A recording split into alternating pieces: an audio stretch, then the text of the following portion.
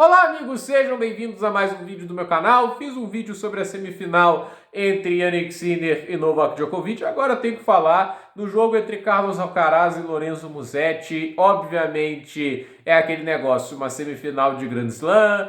Quem chega tão longe num torneio nunca pode ser subestimado, mas existe um favoritismo muito claro para Carlos Alcaraz, que veio de uma partida fantástica contra o Tommy Paul, que para mim deixou a desejar, né? Eu sei que o Paul pode fazer melhor do que ele fez naquele jogo, né? Tipo, até porque ele já tinha feito duelos muito equilibrados contra o Alcaraz. Esse foi o primeiro que, assim, foi um domínio completo de um lado, né? E, assim, o Musetti, ele enfrentou o Alcaraz duas vezes nessa gira de saibro. Em Monte Carlo chegou a ganhar o primeiro set, depois disso parece que fisicamente sentiu, porque levou um 6-0, 6-1. Em Roma, perdeu o primeiro set, que 6-3 ou 6-4, depois perdeu no tie-break.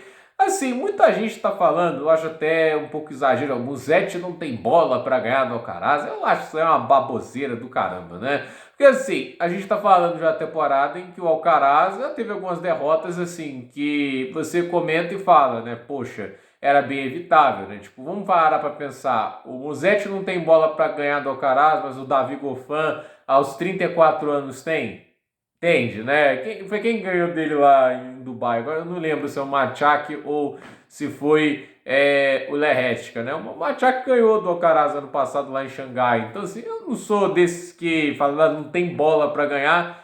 O Musetti tem, ainda mais essa versão do Musetti de 2025. O problema é sustentar.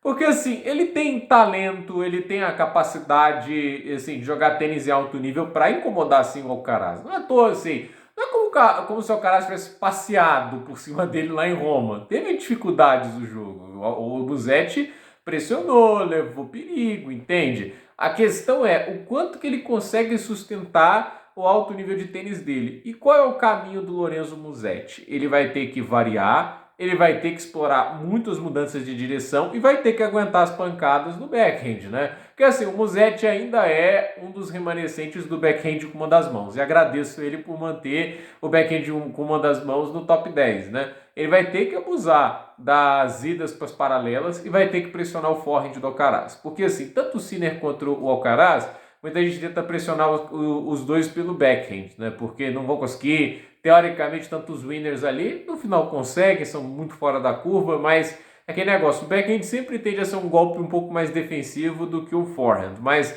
eu acho que os ataques no forehand, né, ainda mais quando você corta o tempo de reação, é onde você mais machuca o Alcaraz, né? Ainda mais porque o Alcaraz ele tem esse ponto do jogo dele que eu acho que ainda é um grande problema, que é a ansiedade, né? De tentar resolver as coisas rápido demais. Eu acho que o desafio do Musetti é tentar fazer o que o Dzumhur conseguiu, de colocar o Alcaraz num desconforto no jogo, que ele se perca taticamente. Contra o Dzumhur, o Alcaraz fez um primeiro set impecável, o segundo set foi bom, mas a partir do terceiro set ele virou uma chave, a partir do momento que o Dzumhur consegue incomodar ele mais nas devoluções, começa a jogar no fundo de quadro de maneira muito mais inteligente, que o Alcaraz começa a sentir que perdeu o controle do jogo, aí ele tenta recuperar na marra, né? Seja exagerando e aí comete muitos erros não forçados, ou seja, indo para a rede para tentar se impor perante ele, ter presença. E eu acho que isso é um aspecto do jogo do Alcaraz que ele nunca trabalhou da maneira mais adequada, que é a subida à rede, né? Porque tem horas que ele faz em golpes que são muito pouco efetivos para machucar o cara e permite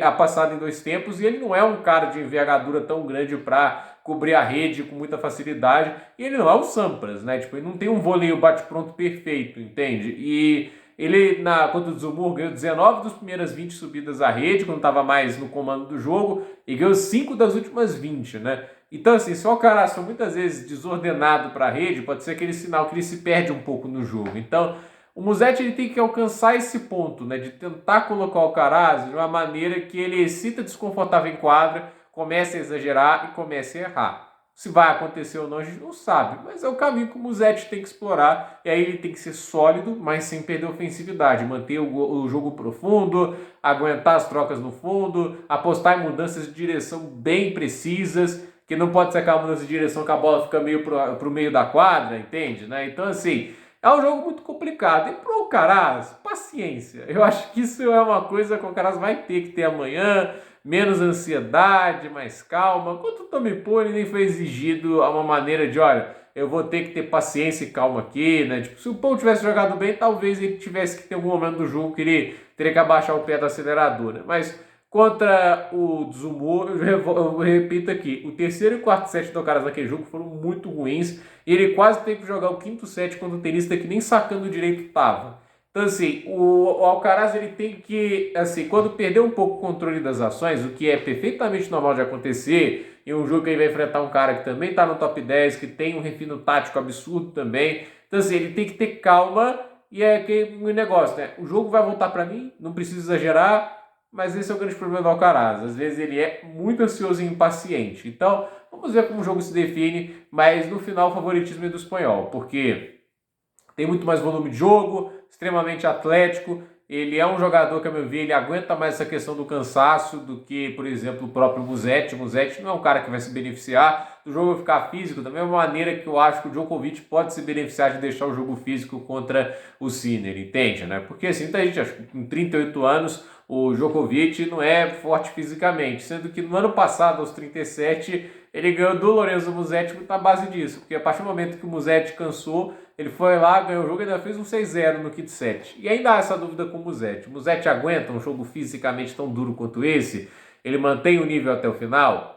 Essa é uma dúvida grande, é um baita teste. Mas para o Musetti, né, a semifinal de Roland Garros é um baita no resultado. Ele está bem nesse torneio, consegue muitos pontos, vai com a moral lá em cima para o Wimbledon, onde eu acho que ele ainda tem mais chances, mas vamos ver o que ele protagoniza amanhã. Esse é um tenista de muito talento, mas está enfrentando o que é o melhor tenista dessa nova geração de tênis. Então, gente, por esse vídeo é isso. Dúvida nos comentários, deixe seu like, se inscreva no canal, compartilhe esse vídeo.